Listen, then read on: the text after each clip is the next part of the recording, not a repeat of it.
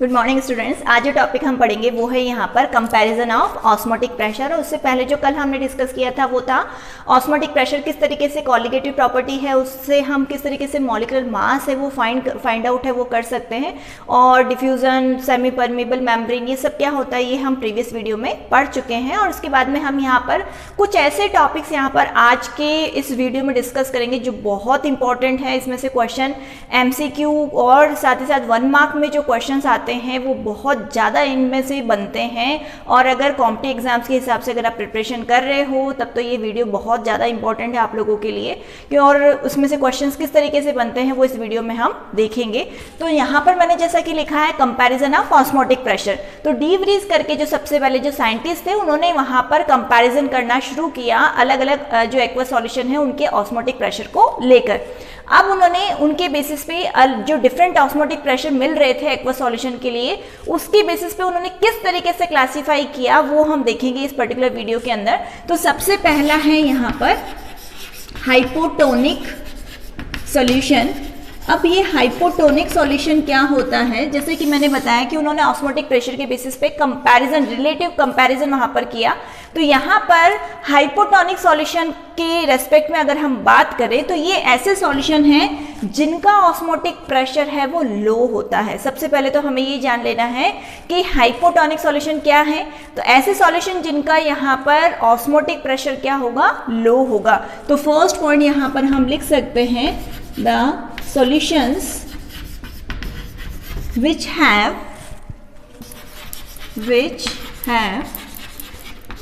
lower osmotic pressure। मैं short में लिख रही हूँ यहाँ पर ओपी, पर आप लोग पूरा लिखोगे। ऑस्मोटिक प्रेशर जिनका क्या होता है, लो होता है, उनको हम क्या कहेंगे, हाइपोटोनिक सॉल्यूशन है वो कहेंगे। फिर यहाँ पर एग्जाम्पल्स भी हम डिस्कस करेंगे। फिर आता है एक हाइपरटोनिक सॉल्यूशन। हाइपरटोनिक सॉल्यूशन ये किस टाइप के सॉल्यूशंस होंगे, तो the solutions which have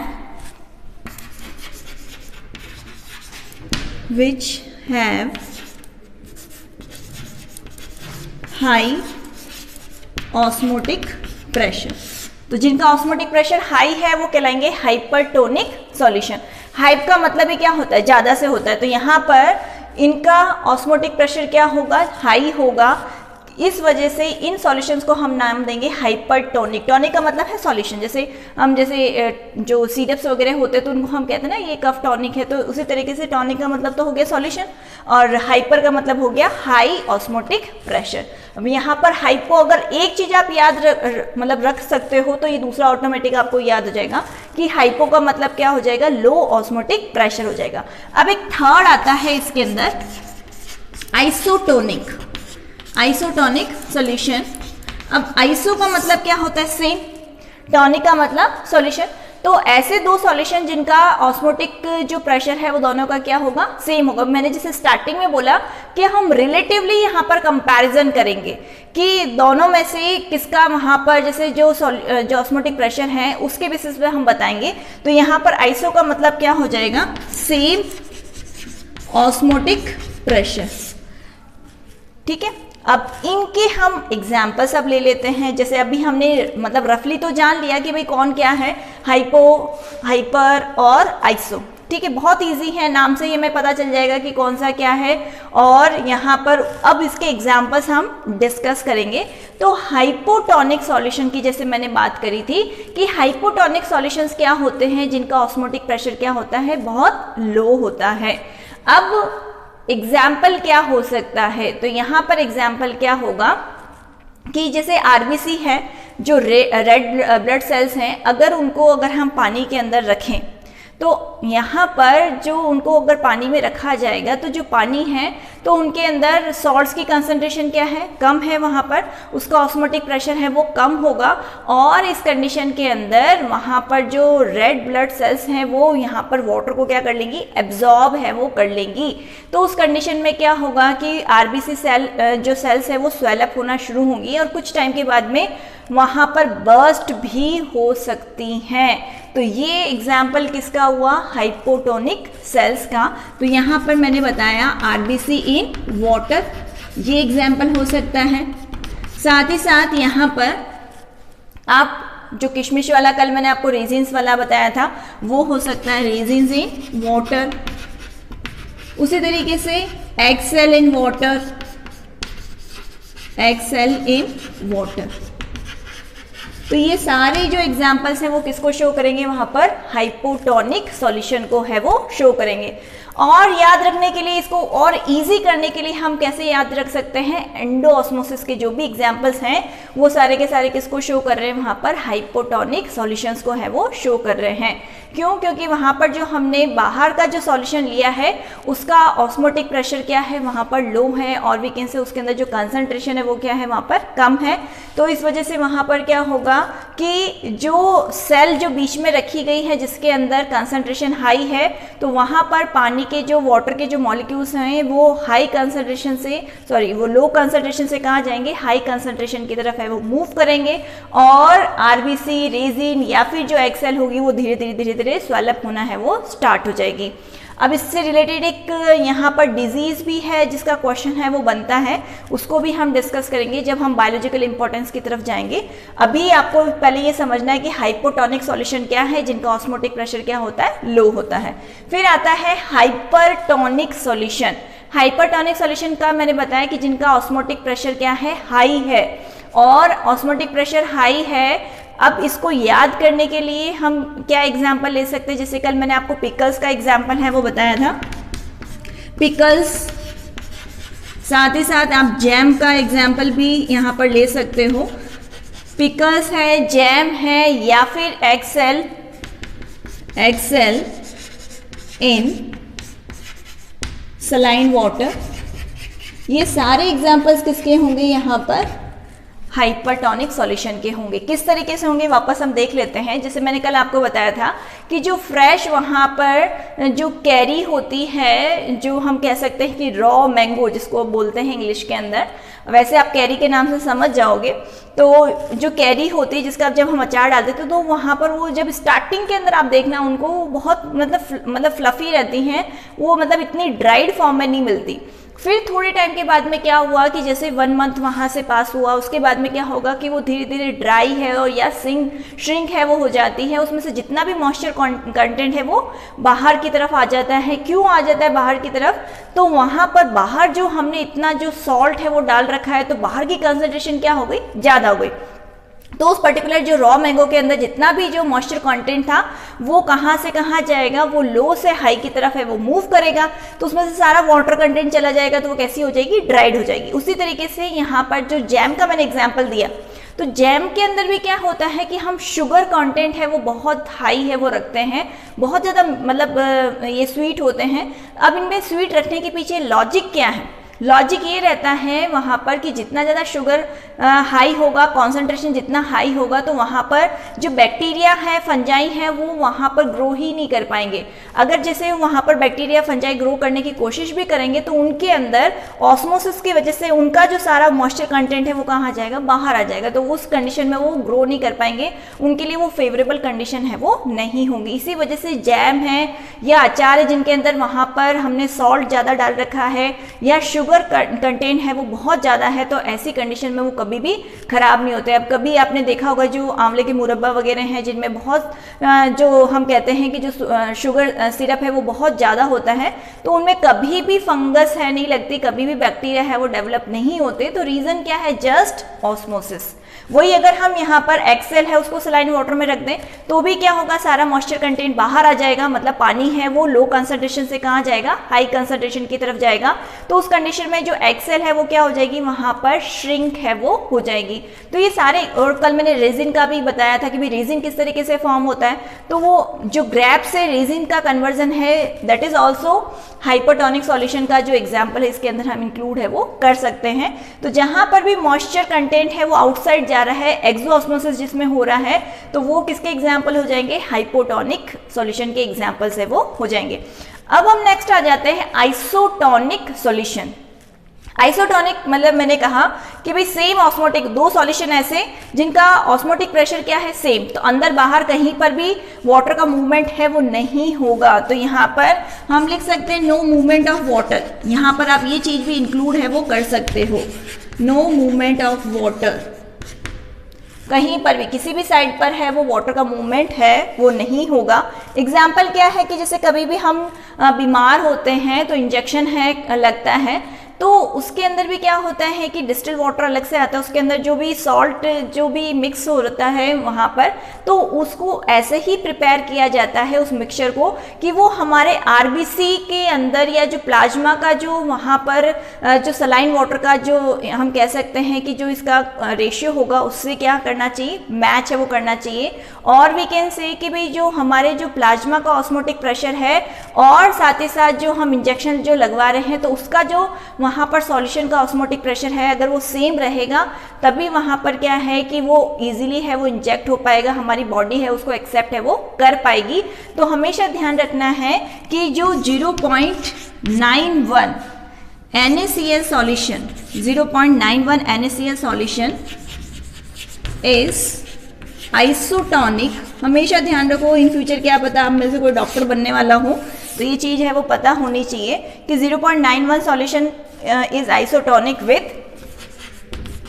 plasma भी कह सकते हैं और वी कैन से आरबीसी, जो ब्लड सेल्स होती हैं उनके आइसोटोनिक रहता है कि जो आरबीसी का जो ऑस्मोटिक प्रेशर है साथ ही साथ जो 0.91 जो सॉल्यूशन है वो दोनों का हम कह सकते हैं कि इनका क्या होगा ऑस्मोटिक प्रेशर है वो सेम रहेगा, तो वाटर का मूवमेंट किसी भी साइड में नहीं होगा। अदरवाइज अगर हम इसको आरबीसी को नॉर्मल वाटर के अंदर रख दें तो वो स्वेलअप हो जाएंगी, ठीक है। और वही अगर हम वहाँ पर सलाइन वाटर के अंदर रख दें तो पानी सारा कहाँ चला जाएगा, बाहर आ जाएगा और वो जो आरबीसीज है वो क्या हो जाएंगी, श्रिंक है वो हो जाएंगी। तो इस तरीके से हमने कंपैरिजन जब किया तो हमें 3 टाइप के सॉल्यूशंस मिले, हाइपोटोनिक, हाइपरटोनिक और आइसोटोनिक सॉल्यूशन। हाइपो को मैंने आपको कैसे याद कराया यहाँ पर कि भाई एंडोऑस्मोसिस के जितने भी एग्जांपल्स हैं वो इसमें हाइपो में इंक्लूड हो रहे हैं। हाइपरटोनिक के अंदर एक्सोऑस्मोसिस वाले एग्जांपल हैं वो इंक्लूड हो रहे हैं। और आइसो के अंदर मतलब ऑस्मोटिक प्रेशर क्या रहेगा, दोनों साइड सेम रहेगा, वाटर का मूवमेंट किसी भी साइड में नहीं होगा। और वी कैन से सॉल्वेंट का जो मॉलिक्यूल सॉल्वेंट का जो मूवमेंट है वो किसी भी तरफ नहीं होगा। वाटर से मेरा मतलब ही यहाँ पर है सॉल्वेंट से, कि यहाँ पर सॉल्वेंट का मूवमेंट है वो किसी भी साइड है वो नहीं होगा, तो उस पर्टिकुलर सॉल्यूशंस को हम क्या कहेंगे, आइसोटोनिक सॉल्यूशंस है वो कहेंगे। तो ये थे यहाँ पर कंपैरिजन के बेसिस पे। अब मैंने कहा था कि ये बायोलॉजिकल इंपॉर्टेंस क्या है, क्या क्वेश्चंस है वो बन सकते हैं, क्योंकि एग्जाम में आपसे क्वेश्चंस है ये जो अभी मैं बताऊंगी, डिस्कस हम करेंगे यहाँ पर, वो आपसे पूछे जा सकते हैं। कि अभी जैसे हम लोगों ने पढ़ा कि भाई आरबीसी को अगर हम वाटर के अंदर रख दें तो कौन सा प्रोसेस होगा या उसका एक नाम है वो क्या होता है, तो ये सारा अभी हम डिस्कस करेंगे यहाँ पर। या फिर अगर आरबीसी को अगर हम सलाइन वाटर में रख दें तो क्या होगा, आरबीसी इन वाटर, तो उस कंडीशन में यहाँ पर वाटर की तो कंसंट्रेशन क्या है, लो है, तो वहाँ पर क्या होगा कि पानी लो से कहाँ जाएगा, हाई की तरफ जाएगा, ठीक है। तो ऐसी कंडीशन में क्या होगा, एंडोऑस्मोसिस, एंडोऑस्मोसिस, साथ ही साथ आरबीसी क्या हो जाएगी, स्वेलअप हो जाएगी एंड मे बी बस्ट। एक क्वेश्चन तो ये पूछा जा सकता है कि अगर आरबीसी को वाटर में रख दिया जाए तो क्या होगा, तो उस कंडीशन में वहाँ पर एंडोऑस्मोसिस होगा, आरबीसी स्वेलअप होंगी, या फिर वो क्या हो सकती है, अगर ज़्यादा देर तक के लिए रखा जाएगा तो बस्ट भी हो सकती है। फिर अगर आरबीसी को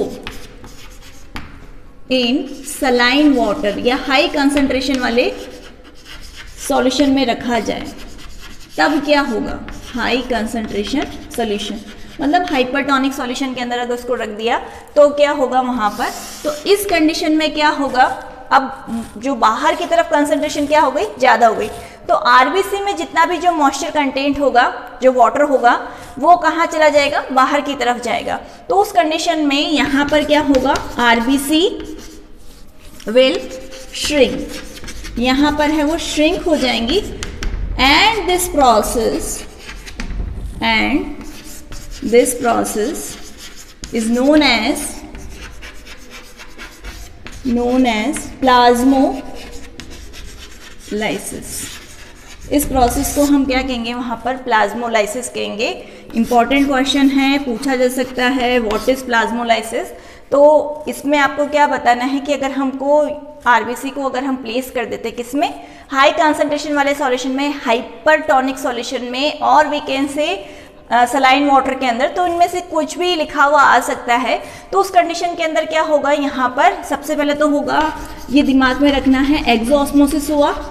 एक्सोऑस्मोसिस की वजह से वाटर, ठीक है, वाटर कंटेंट या सॉल्वेंट है वो आउटसाइड है, वो मूव करेगा और वहाँ पर जो आरबीसीज हैं वो श्रिंक हो जाएंगी। इस प्रोसेस को क्या कहते हैं, इस प्रोसेस को हम क्या कहते हैं, प्लाज्मोलाइसिस है वो कहते हैं। ये हमको ध्यान में रखना है। अब इसके अलावा यहाँ पर आप लोगों से एक एडेमा करके है टर्म, वो पूछी जाती है कि भाई ये क्या होता है एडेमा, ये भी पूछा जाता है क्वेश्चंस के अंदर। तो एडेमा के बारे में भी हम डिस्कस कर लेते हैं। तो एडेमा का सबसे पहले तो हम मतलब समझ लेते हैं। एडेमा का मतलब होगा पफीनेस इन टिश्यूज, ठीक है। सबसे पहले मतलब हमें पता होना चाहिए कि सूजन है वो किस में आ जाती है, स्वेलिंग किस में आ जाती है, टिश्यूज के अंदर है वो आ जाती है। क्वेश्चन क्या आता है, क्वेश्चन ये आता है कि भाई वाई जो high diabetes, high BP patients, मतलब जिनका जो ब्लड प्रेशर है वो हाई रहता है, are advise not to take high amount या मच अमाउंट ऑफ सॉल्ट।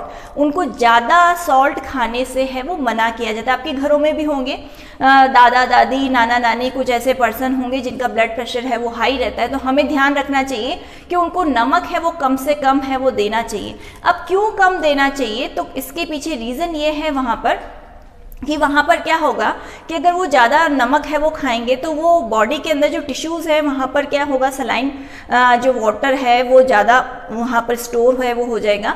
अब टिश्यूज़ के अंदर अगर वहाँ पर नमक की कंसंट्रेशन ज़्यादा हो गई, ठीक है, तो नमक की कंसंट्रेशन ज़्यादा हो गई तो आसपास का जो मॉइस्चर है वो कहाँ जाएगा, लो से हाई की तरफ। तो वो वाटर रिटेंशन कहाँ होगा, टिश्यूज़ के अंदर बढ़ता चला जाएगा। अब टिश्यूज़ में वाटर कंटेंट बढ़ेगा तो वहाँ पर वो धीरे धीरे क्या होते जाएंगे, स्वेलअप होते रहेंगे। तो उस पर्टिकुलर वाटर कंटेंट की जो परसेंटेज है वो बढ़ने से क्या होगा, पफीनेस आ जाएगी, सूजन है वो आ जाएगी। और देखा होगा आप लोगों ने कि जो भी बीपी पेशेंट्स रहते हैं और जो नमक भी खाना नहीं छोड़ रहे हैं तो उनके जनरली मतलब हाथ पैरों में जनरली क्या रहती है, स्वेलिंग। अधिकतर जो पैरों में है वो बहुत ज़्यादा देखने को मिलती है।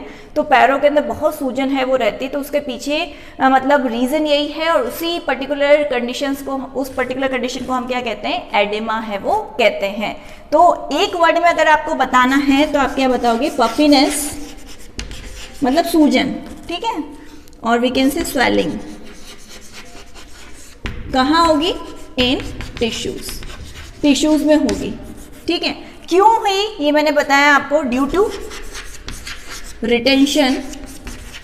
रिटेंशन का मतलब जमा हो जाना, due to retention of water in tissue.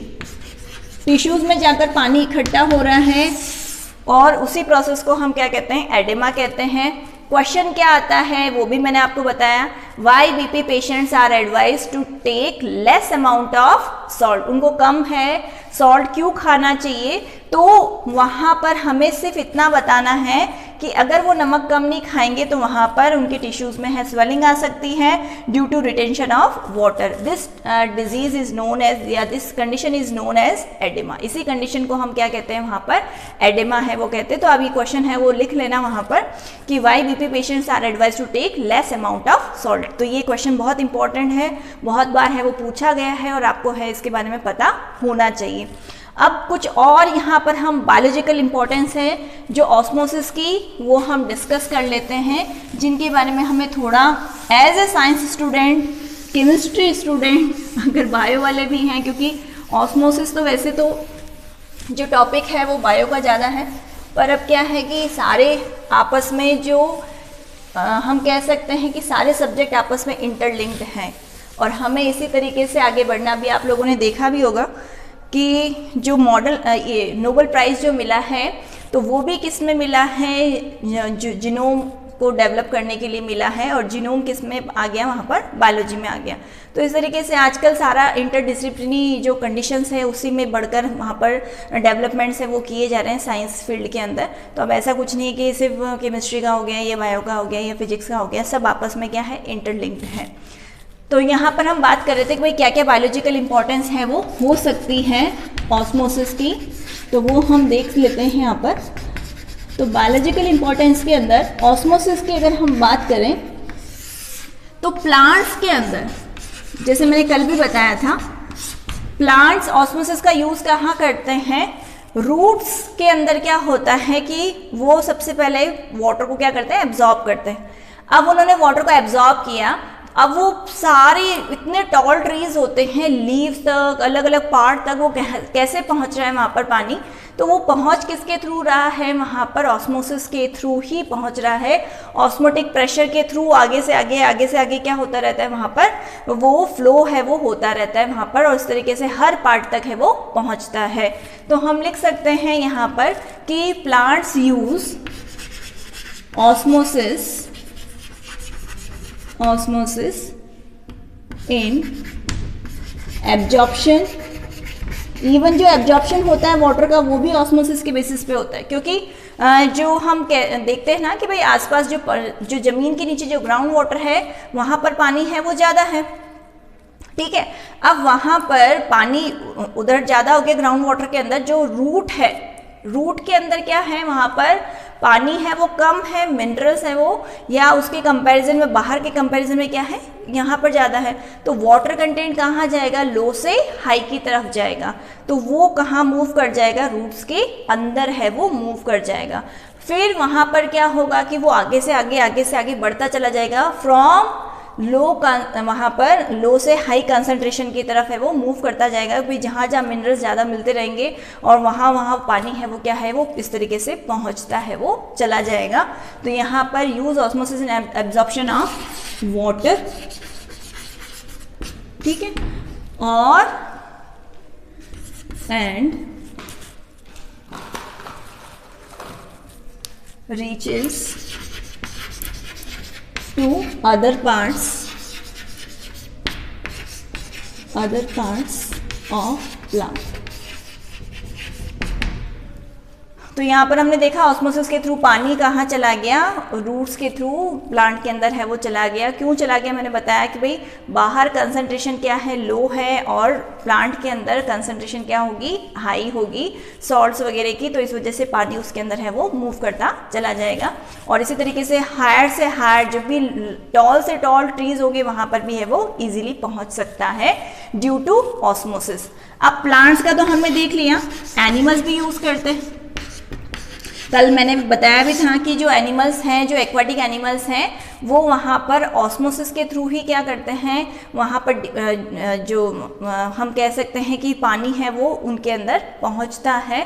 तो एक्वाटिक एनिमल्स हैं, या मतलब जो दूसरे भी आप लोगों को देखने को मिल रहे हैं, उसमें भी कहीं ना कहीं हमको, हमारी जैसे बॉडी है तो बॉडी के अंदर वहाँ पर क्या है कि पानी हर जगह किस तरीके से पहुँच रहे हैं, वो भी ऑस्मोसिस के थ्रू ही डिफरेंट पार्ट्स के अंदर है वो पहुँचता है।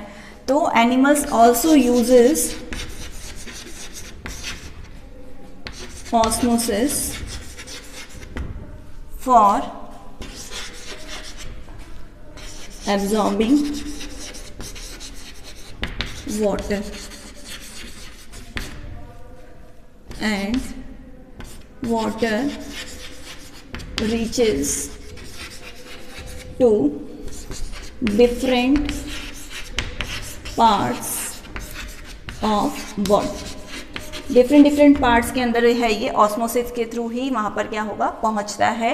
तो प्लांट्स का हो गया, एनिमल्स का हो गया। अब हम और भी देख लेते हैं कि भाई और कहाँ हम ऑस्मोसिस को यहाँ पर अपनी डेली लाइफ के अंदर है वो रिलेट कर रहे हैं। तो थोड़ी देर पहले मैंने आप लोगों को बताया था pickles and jams. Pickles and jams जो हम डेली लाइफ के अंदर है यूज़ है वो करते हैं, वहाँ पर क्या होगा कि सॉल्ट एंड शुगर है वो ज़्यादा होता है। वो क्या करता है, वहाँ पर फंगल और we can say bacterial growth को वहाँ पर इनहिबिट है वो करता है। वो भी किसको शो कर रहा है वहाँ पर, ड्यू टू ऑस्मोसिस। ठीक है, यहाँ पर हम बता सकते हैं in pickles and jams salt and sugar inhibit का मतलब रोकते हैं, inhibit the growth of bacteria and fungi cause of osmosis. Osmosis की वजह से ही उनकी जो ग्रोथ है वो क्या होती है, वहाँ पर नहीं हो पाती है, क्योंकि इनका जो मॉइस्चर कंटेंट होता है वो कहाँ आ जाएगा, बाहर आ जाएगा, इनका प्लाज्मोलाइसिस हो जाएगा, इस वजह से ये ग्रो है वो नहीं कर पाएंगे। इसके अलावा और हम कहाँ देख सकते हैं, जो मैंने कहा आपको, जो इंट्रावीनस जो इंजेक्शंस लगते हैं तो उसमें आइसोटोनिक सॉल्यूशन है वो लेना है, वो मस्ट होता है।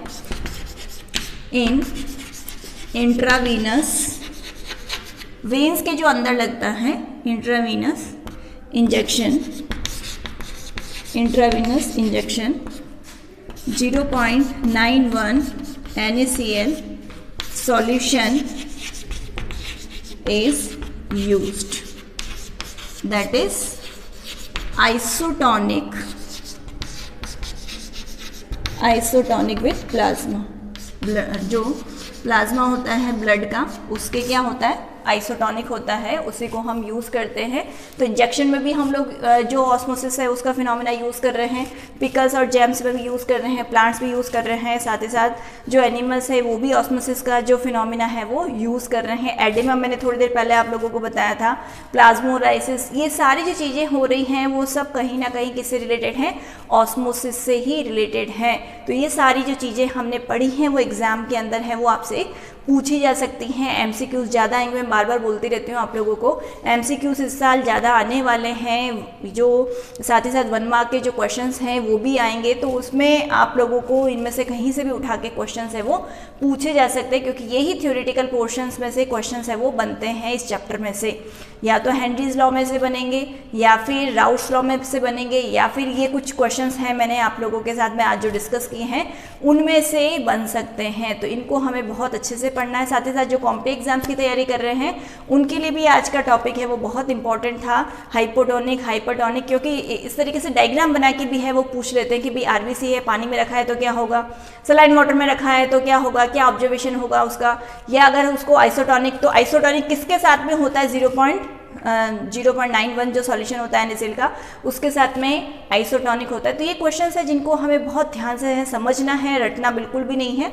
समझ के करोगे तो आपको बहुत इजी रहेगा इसको यहाँ पर काफ़ी लॉन्ग टाइम तक है वो याद रखने के लिए। तो ये था आज का वीडियो, और आपको अगर अच्छा लगे तो इसको आगे शेयर भी कीजिए। Thank you.